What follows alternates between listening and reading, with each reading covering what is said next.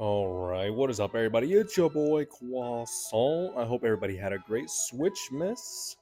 Like I said this week, it was going to be a busy week for gamers, guys. The state of play happened, and now the Summer Games Fest has arrived.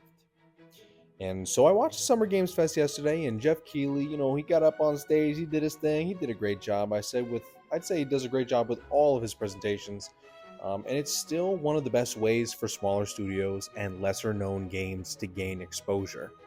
But overall, the presentation was pretty rough for how long it was. I'm not gonna lie, a 2-hour presentation, and it had some good games, but even more boring games that kind of made the whole thing like blur together in a way.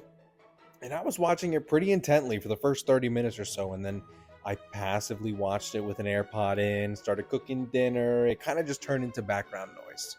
And after the final announcement that the new Resident Evil game was coming out, I went back and scrolled through the presentation for the games that I liked or wanted to talk about, right? And I did make a list of games that looked pretty cool. Not the games that I'm 100% excited for, right? Not the games that I can't wait to pick up day one. And instead of making a video just about the games that I liked for the Summer Games Fest, I decided let's talk about the one game that I loved. The one game on this list of games that I like and I can say that I'm going to get day one felt that boxing. Now, first of all, props to them for the freaking name and the double meaning, because I mean, oof, it's like, oh, I felt that punch, but also that puppets are also made out of felt the material. So I was like, I see what you did there. I'm like doing the Leo meme, snapping at my monitor. And after watching this thing for 2 hours, I didn't think a puppet boxing game was going to be my favorite takeaway. But the art style got me right away. And I'm thinking, they made physical puppets for this trailer. And until I found out it was made with Unreal Engine, and this is in-engine footage that we're looking at right here for the trailer. Now, Jeff says that this is a combination of comedic storytelling and arcade fighting action. Muppets meets Punch-Out. That's all you gotta know. I had Punch-Out for the Wii. Damn. I had that for the Wii growing up, and it was like one of my favorite games of all time.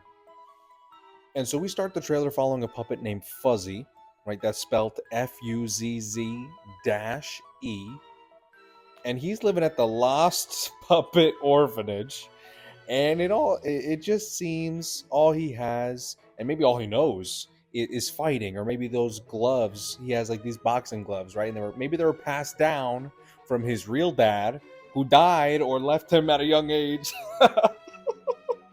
I can't believe I'm creating headcanons for a puppet's backstory in a freaking boxing game. But anyway, Fuzzy is leaving the orphanage to go fight in a tournament the tournament of a million punches.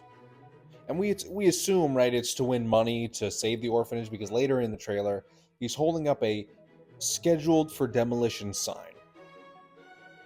And then he's training with the trainer, an old puppet with an eye patch, and he's laying into Fuzzy, calling him a little sack of fuzzy shit, and he's gonna transform Fuzzy into a champion. And Fuzzy is absolutely garbage at boxing until he remembers who he's fighting for. Then he lays a haymaker on the coach, knocks him the hell out. Then it cuts to the little orphan puppets. And they're funny. They're saying they're like gonna die if Fuzzy doesn't win the prize money. And this is a lot of pressure to put on this skinny orphan puppet.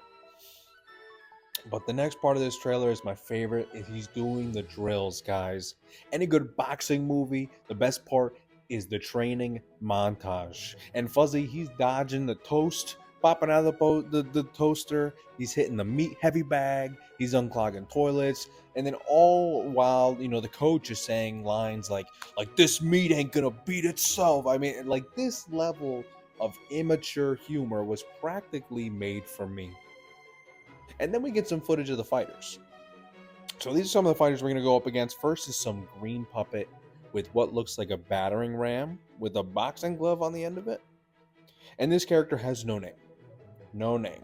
A massive brown puppet appears next, and he kind of resembles Mike Tyson.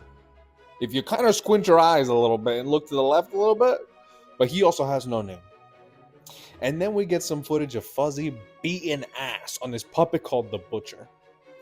And he's just like a blue, smaller version of the Mike Tyson puppet, but this guy has freaking knives in his hand. Hence the Butcher name, right? He's cheating! He's cheating! Anyway, I did some research on the devs, and Sandstring Studio will be making this game. And they were founded this year in 2025, and they're based out of San Francisco. Now, a handful of these guys are revolutionizing 3D modeling, stop motion, and puppetry animation. And when I say a handful, I'm talking I could only find 3 people on their website for their team. So this is a small studio.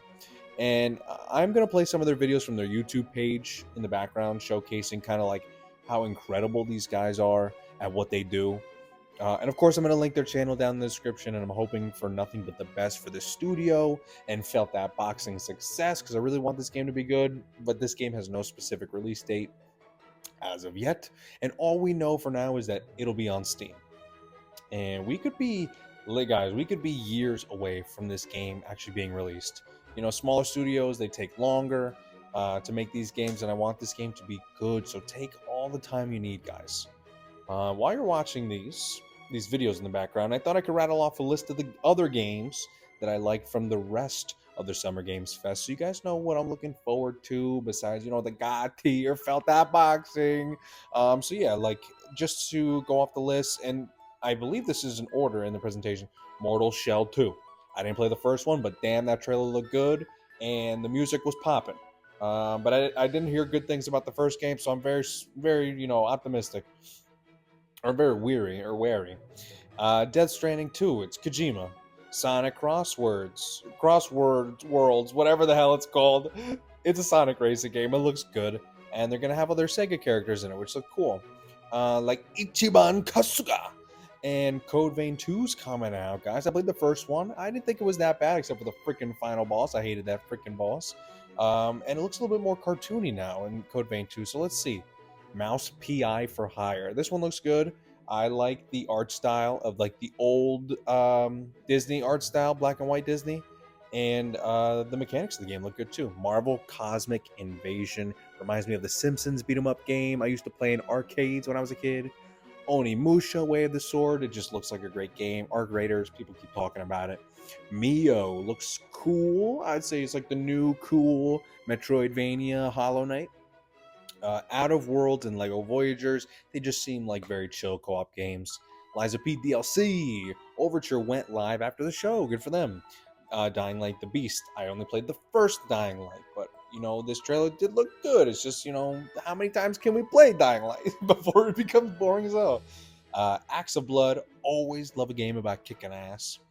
Ill. Now, this was like my second best game from this Summer Games Fest, in my opinion. This is a horror game I can't wait to play, not only because of its terrifying creatures, but like the realistic environments, guys. This game looks great.